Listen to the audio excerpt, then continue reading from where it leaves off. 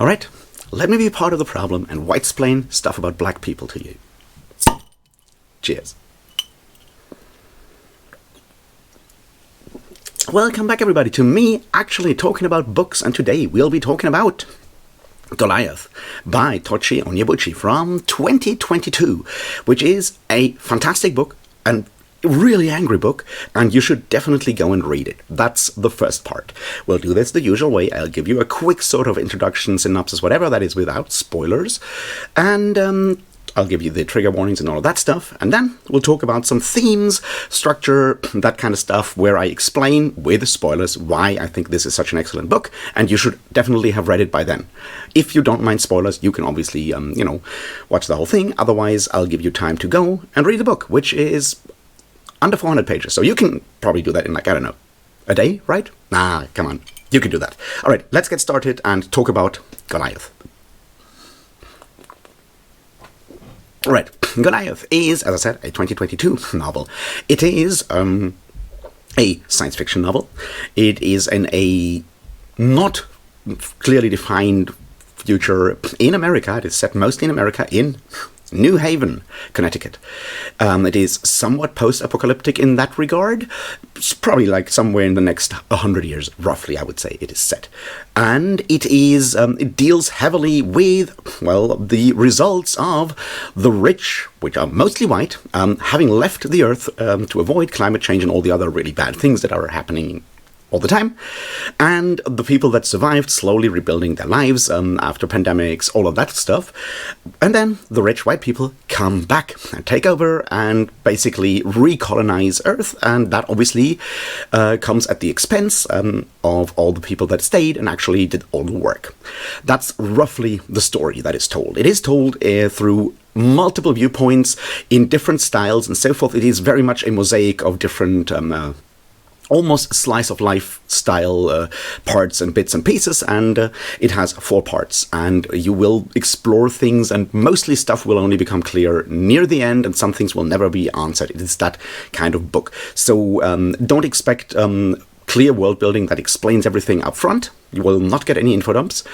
Don't expect a small cast of characters, although it's not too large, and don't expect a plot that is very easy to follow beyond what I just told you. That is very difficult because that's not the style of book this is. It kind of has some similarities in this regard to something, say, like, well, Dahlgren by Delaney. It also has some similarities in that regard for a newer book that you may have read, to Central Station by Lavi Tidar, although that one is a much more optimistic view of the future. It's interesting to compare those two books in several ways, I think. So that's roughly the kind of style you get. All right. Since this is very much about racism, about classism, about the rich coming back, about topics like what you might call colonialism, gentrification, that kind of stuff, there are a lot of triggers to be aware of, right? There is a lot of violence in this book, very much violence. There is some violence against animals, there is violence against humans, there is state violence, there is individual violence, there is all of that stuff. So be aware of that. This is very much an adult book in that regard. So these things are sometimes very graphic. So if you have trouble with these kind of things, this might be a book to skip, or at least look very carefully at, like, reviews and stuff in advance to know whether you can handle this or not.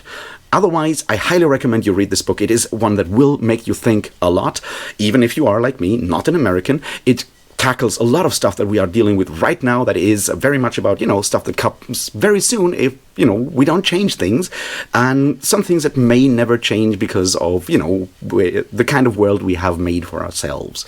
I highly recommend you read it, and possibly reread it and reread it and reread it, because that's the kind of book we're talking about here. All right, that's the spoiler-free part. Now I'll take a bit of a drink, and you read the book, and then we'll talk about spoilers and all the good stuff. Ready? Right. All right, I'm back. I hope you have read the book by now, because from here on out, there will be spoilers. All right, let's start. I think the first thing we need to talk about is the structure of this book. I really like the way this book is structured. in its confusion and all of this, I think it makes a lot of sense once you go step back and think about it. So I'm going to try to explain why I think this is great.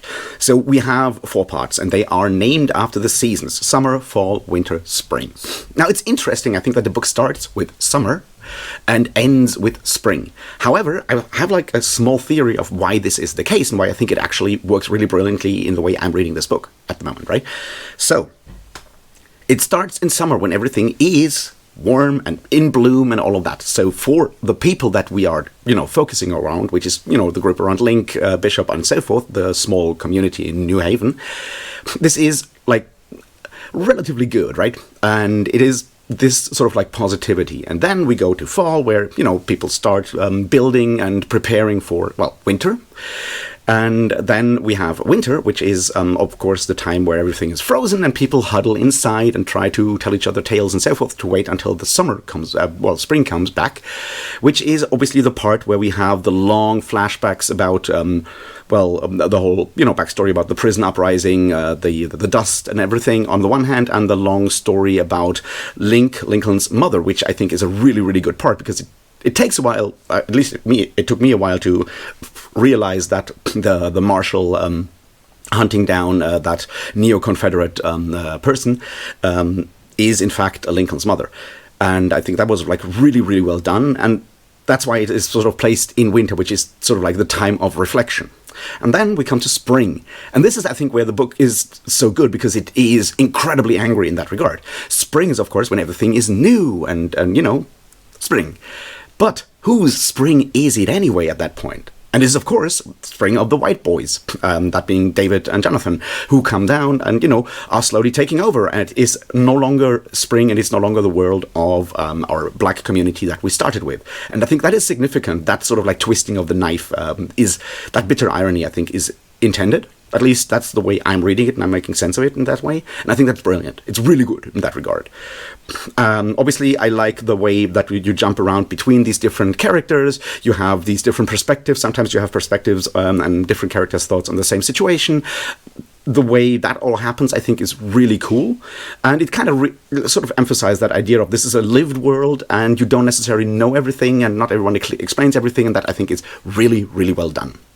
All right, so now that we've talked about the structure, let's go through some themes and stuff and see where all of this might or might not end.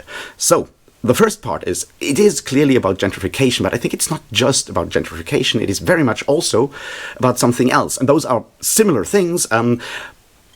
They're like similar or almost the same process, but they have different words and have different connotations because of the way we use words, right? And that other word is, of course, colonialism. And I'm talking like full-on brutal colonialism, the way the Western world has done it for a long, long time. Coming in with superior technology and superior wealth and exploiting a place, exploiting the labor of all the people that made the place you conquer work. And sometimes you conquer with violence, and sometimes you just conquer by force of money and technology and so forth. But that's the same thing that happens with gentrification, right? You go in with, superior money and probably superior technology, and you slowly take over a place. And that is just, how colonialism has always worked. The question is, of course, what happens afterwards, and is there, obviously a anti-colonialist struggle, and where can that lead, or can that lead anywhere? And I think that is one of the first parts that this story is one of the questions that this story wrestles with. And is there a way out of this? Or is this a process that will never end and that we can't really get out of? And so that's the first part. We'll come back to the colonialism bit in a moment, don't worry. So obviously this form of colonialism leads to certain conflicts between different groups, right? Dare I say, class struggles, race struggles, gender struggles, all of that kind of stuff. And that's the next big part. Because while this is very much on the forefront, obviously, about a mostly black and generally a person of color sort of a community that is left behind because of the way that we live right now under, white supremacy in one way or another. It means that white people are the people that had all the money and technology to leave the earth when it got worse. And we're seeing that right now when we talk about people like Elon Musk, Jeff Bezos and so forth, planning their underground bunkers or planning their exodus to space. They're talking about white people. They're talking about rich white people. And that is obviously where that conflict between white and people of color will go next once we go into space, if we ever go into space, and, don't blow up the planet before that. But that has always been the main conflict. And I think that's the next important part, that this is a story that feels so poignant because it's something that has happened before, that is currently happening in one iteration or another, and that will probably keep happening unless we change something fundamentally. So that is where the race part comes in. And it's played really well in that we see how a black community is building and rebuilding and making sense and building their lives on their own, and how the slow creeping in of David and Jonathan and the journalist whose name I have forgotten is slowly ruining that world, even though the people coming in are not necessarily, they are not specifically coming to destroy the place. They are trying to adapt, but because of some fundamental misunderstandings of who they are and what kind of society they are entering, they are not becoming part of the society they are, coming into, even though those people are trying to help them at the beginning, right? They help David build up the house and everything. But, yeah. They are incapable of understanding that. And this, I think, is a really important topic, and that's why I feel somewhat uncomfortable talking about this book, because I'm white. I don't know much about, black issues that I haven't read in some books as an academic. And there's a really interesting part in here, I think, where that is also mentioned. So that's the first, big sort of dividing line in conflict, is a race conflict. Then there is, of course, a class conflict. We talked about it already, the rich people fuck off and leave the poor people to, survive on the planet. The meek shall inherit the earth. You have heard that quote. It comes up in the book. Of course it does, right? So we have that part. And that obviously is another thing that we see right now with, the billionaire class, the thing that we automatically create when we have, untrammeled capitalism, unregulated capitalism. We'll have a capital-owning class, and they don't care about the rest of the world, because that's not how the system works. Never has worked that way. So they are right now planning to fuck off and leave everyone else to die. That is already happening. People are already talking about that, right? So that class conflict is also a very, very serious one. This is a deadly conflict in a lot of ways. And as I already mentioned, those two intersect because, of course, who gets to be capital-owning class is oftentimes also a question of race. That being, white people get to do it because through colonial violence and so forth, a lot of capital had already accumulated in the hands of white people, and the tendency of capital and so forth and power to just accumulate in fewer and fewer hands means that, even in places that have been slowly decolonialized, even after, civil rights protests, even after ending slavery and so forth, black people never had the chance to actually become rich on the same level that would have allowed them to leave. Obviously, some do, but very few on a class level. So the class conflict and the race conflict intersect. This is obviously on purpose, right? Then there is, of course, the next part, which is about, other forms of marginalization. That being sexism, that not necessarily a big concern here, although we see some elements of it come up. And there is, of course, also when it comes to topics like ableism. In a world where a lot of people are dying of cancer, we see that, once again, having all these sicknesses that are part of the world we live in, that is tied to class, once again, and to race through that as well, right? If you don't have the money to afford, the treatments, to afford all the updates, the technological updates that allow you to live with, all the poisons in the air and so forth, you will die. And not having the money is tied to your color of skin and your class. So once again, all of these intersect. This is, of course, not new. When we talk about fighting the system, we need to do this intersectionally, of course. That's kind of what I was trying to get at. And the book does cover all of these facets by jumping around between these different characters that all sort of occupy different positions within those intersections. And I think that is really well done. Which brings me to the next part. And that is, of course, the speaking. Right? We already mentioned that the book is mostly about black people. And that is good because it is written by someone of color. And that is important because we have a lot of times through, being, patronizing as fuck, which is another part of, colonial attitudes in a lot of ways. It is white people talking about the problems of black people, white people talking about the rich people talking about the problems of poor people, and so forth. And that is something that is even within academia. And we have, like, and I'm glad Tochi Onyebuchi calls that out in a scene where he talks about people that studied all, the critical race theory and studied colonialism and post-colonial theory and all of that stuff up there in their luxury habitat in space, then come down and apply their theory to the world without understanding the world, because they're not of the world. And that is something that has always happened. The idea of bringing civilization to a place and thus destroying it is part of how colonialism, one of the mechanisms of colonialism. And the scene where there's like a panel where people talk about the problems in the outer parts of the city and so forth, and not a single black person is on that panel. Yeah, that's something that has happened before, and the fact that it will happen again if we don't change stuff is important here. Which is, why writing books like this can be helpful, because this is not, this is not a post-colonial theory. This is stories of black people told by black people, and one of the ways we can possibly get there is by, as, non-marginalized groups and so forth, is by hearing those voices, by listening to those voices. And the book, which is, why the end is so poignant, which is that a lot of this arguably happens because a white journalist comes to that place and produces, reports, and even though she tries to, get close to the people and listen to the people, she can't overcome her specific forms of privilege, and thus romanticizes the place in a way that then leads people like David and Jonathan to come to the place and try to go there and live there and all of that. And that's because it's not an own voice, right? If David and Jonathan, for example, had the chance to just, watch reports made by Link, speak to these people before coming down, they would have had like different expectations and so forth, which, is important. So this is why I said I'm kind of awkward about me talking about this, because I'm a white German dude, right?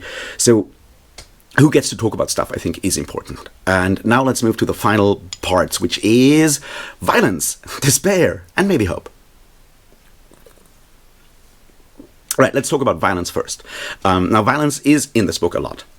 The book has a very violent end. What with Lincoln, the only language that he has at that point is, of course, the language of violence. This is important. Now, I recently read, because I read my post-colonial theory, I read Frantz Fanon, both The Wretched of the Earth and Undying Colonialism. And one of the points that Fanon makes that is really important to understand is that we learn to speak the languages that we know work. That means that if you are, suppressed, if an oppressed colonial population has been oppressed violently by their oppressors, they understand that violence is the language that works. So that leads to a violent uprising. If other languages are used, then oppression will be probably countered by other languages. And this is important because we see throughout the story how the colonializing force, that being the rich white people that form space, are using more and more violent means to take over the place, including the toasters. Wonderful fun reference to Battlestar Galactica there,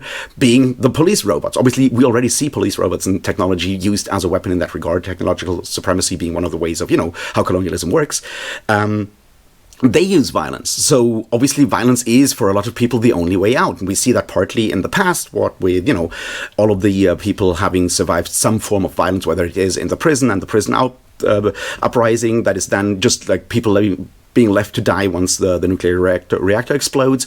It is in Lincoln's past with his brother getting lynched and his father going down that road and his mother becoming a marshal. That is in the process of hanging someone because it's a violent conflict, because violence is the only legitimate language there. And that leaves Lincoln with, one way out, which is use violence to end it all, which means despair. And this, I think, is the next sort of logical step. This can be read as a very disparaging, negative book in a lot of ways, because the ending is brutal as fuck, right? Even the horses die. And that, I think, is one way of going. We see Lincoln go down that road. Once you leave people no other options, no space to build their own lives, no way to become themselves and speak for themselves, speak as themselves and be for themselves and as themselves. Then the only language that is left is the language of violence. And that is brutal. But I would argue there is hope in this book. And that's the more important part, because, we start in summer and we start in fall. We are in fall. And even in winter, where we see what led to the place that all of this ends, right? Even there is some hope in some of the stories. The cooperation within the prison during the prison uprising, all of that stuff, there is hope there. And that hope is in building small communities, talking to each other, understanding each other as much as that's possible, and building and growing things. The fact that the community kind of centers around recovering those horses, building a stable for the horses, and so forth. That is the kind of community building that may give us hope, because that is something that happens across class borders and race borders. Even the journalist helps in the building, and the sheer joy that life and nature can bring and community can bring, that is something that we need to foster. And I think we only do that through communication, through, growing things together as a community. And that is where I think the book has some hope. So I would argue this is very much a book that shows a future that is unfortunately very, very likely to happen, because, look at where we are right now. But it also shows where there are alternatives, places we could go, things we could do, and start small to maybe avoid that specific future. I mean, obviously, the alternative is a violent revolution right now, but, it's not going to happen either. So, and violence, we already talked about that. So I think at the end, it is a hopeful book.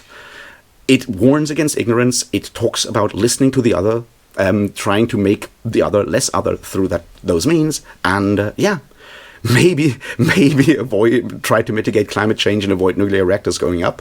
And also keep them fucking billionaires out of space, because nothing good will ever come from that. All right. That's my thoughts on Goliath. I really enjoyed this book. I hope you did too. If you have thoughts on it, there's some comment section down below. Please write your comments there. If you have other thoughts, write them in there. If you like this video, please like it. If you didn't like it, please like it anyway, or I don't know, press dislike or something.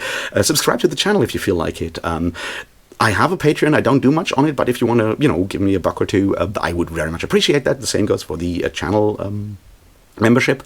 But yeah, mostly, I don't know, read the book, talk about the book, think about the book, talk to your friends about the book, and have a good day, and I'll be back. And until then, thanks and cheers.